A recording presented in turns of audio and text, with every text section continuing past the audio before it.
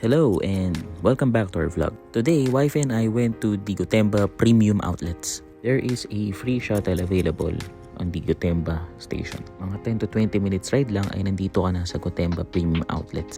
So basically, it offers most of the premium brands na ina-expect mo. May Coach, may Prada, may Kate Spade, may Michael Kors at iba pa.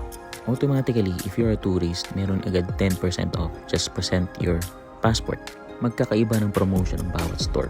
Make sure to go around and check your favorite brands kung ano ang pinakasulit bilhin.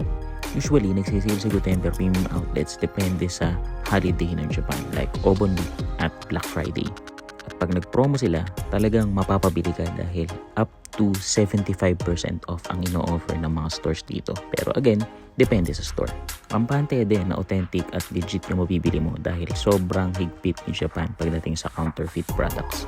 Siyempre, available ang credit card purchases at may mga available ding ATM all over the place. Bukod sa pagsha-shopping ay masarap din maglakad at mamasyal sa Gotemba Premium Outlets because it offers a great view of Mount Fuji and dahil mataas yung lugar niya, technically malamig at presko siya.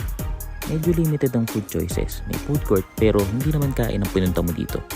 Christmas na nung pupunta kami ni wifey kaya ang ganda at ang kulay na ng mga design sa Gotemba Premium Outlets. And if I'm not mistaken, ginagawa siyang itinerary ng mga tour dito sa Japan.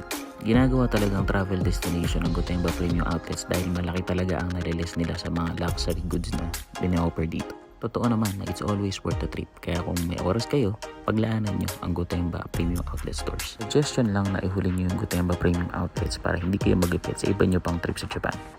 So that's all for today. Thank you for watching. Please don't forget to like, share, and subscribe. Thank you. See you!